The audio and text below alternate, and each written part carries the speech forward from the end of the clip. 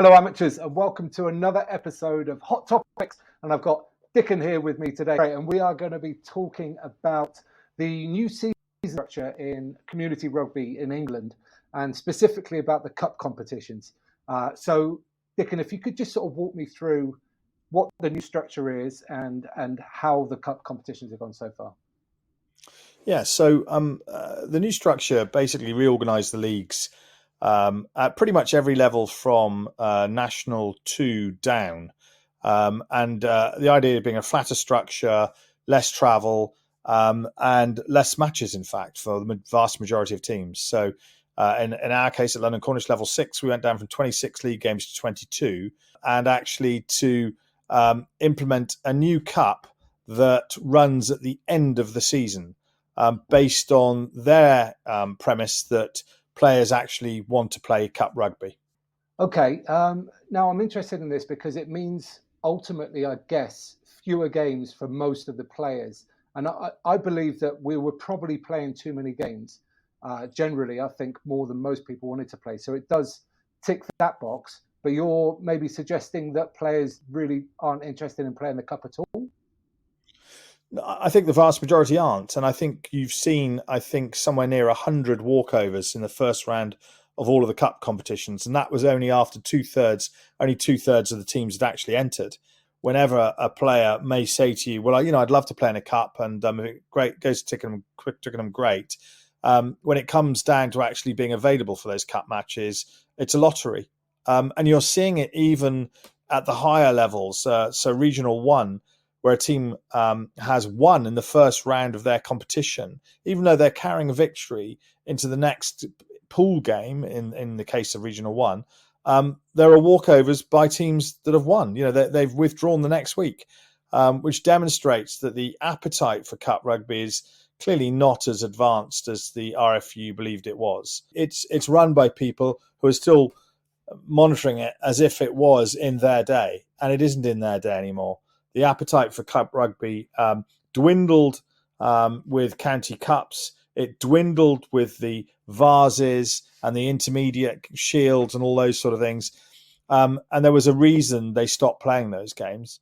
And it is that players don't really want to play them. And you're seeing that in swathes now in the end of the season. It's a problem for the RFU because they've got a 5-year deal with a pizza company to sponsor these games and some travel money.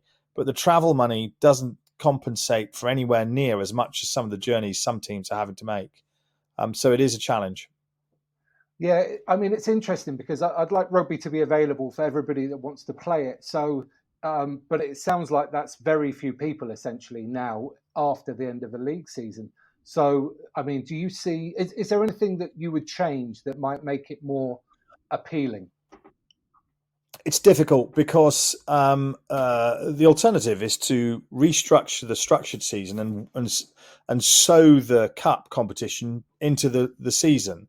But there are two challenges with that. One is that on what league placings are you basing the various cup competitions? And I read online a lot of people saying, well, a club shouldn't enter and then withdraw. But you really, most amateur or semi-professional rugby players don't give their availability till a week or two before the fixture, even a league fixture. So you can't genuinely ask a club to look 3 months down the line if they're going to have to travel hundreds of miles and see if somebody's going to be available. That's just not practical. The other challenge is that the structure of the different leagues at level 6 particularly changes season on season. We're about to see this actually. There will be radical shifts in the leagues that some teams will go into. And so you can't even base it on a regional basis in different leagues because there are different teams in those leagues every year. The simple reason is that at level 7, there are 18 leagues feeding into the 12 above. Level above, you have actually got a level 5. You've got 6 leagues feeding back down into those 12, 2 down in each of those. Again, a regional disparity.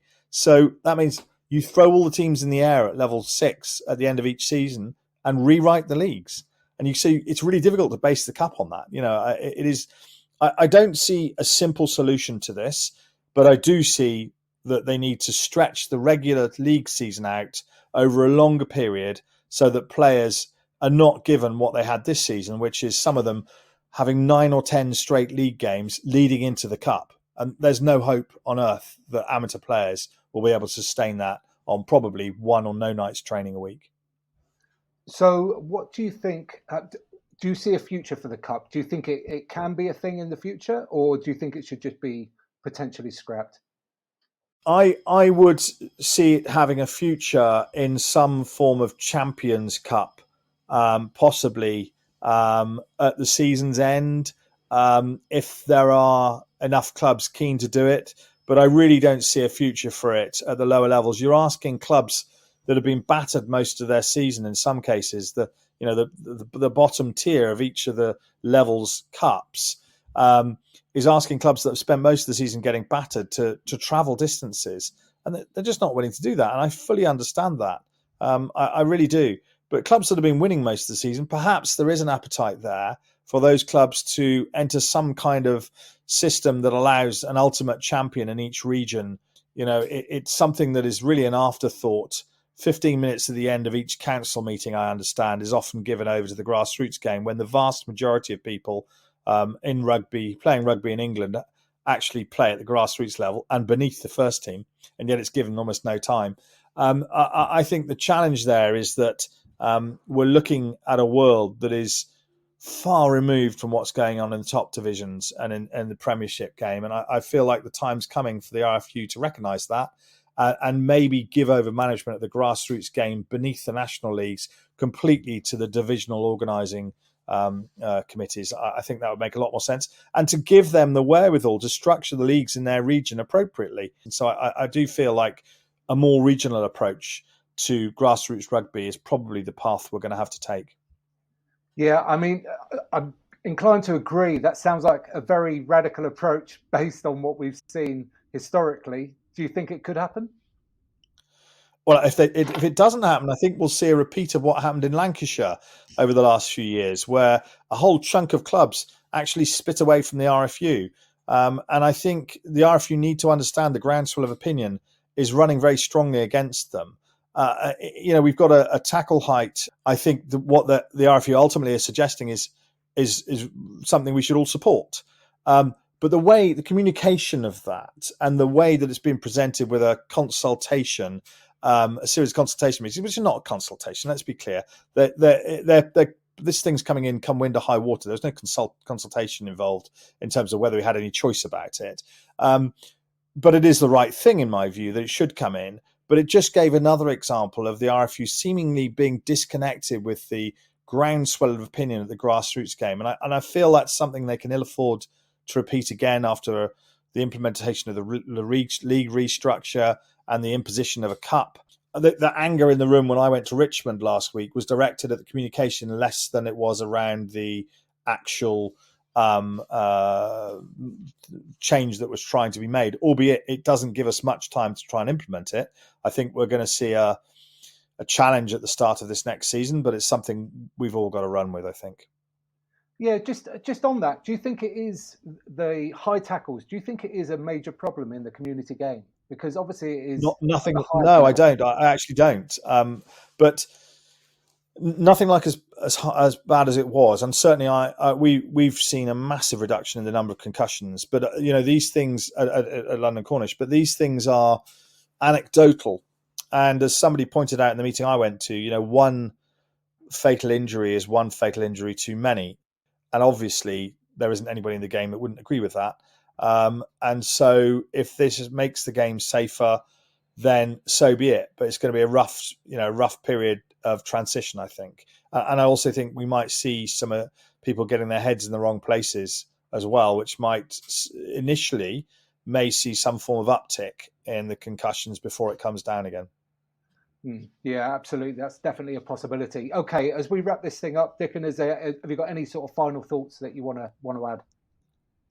Yeah, I think there are sensible people in rugby that with whom the RFU should consult in all of the regions before they launch, and maybe they do, but they're talking to the wrong people before they launch some of these ideas, which may well be well-meaning, but the impact on those of us that are running the game from a club perspective is massive. It's massive. And I'd be happy to talk to anybody at the RFU about what I'm experiencing with the league structure and the reorgs, and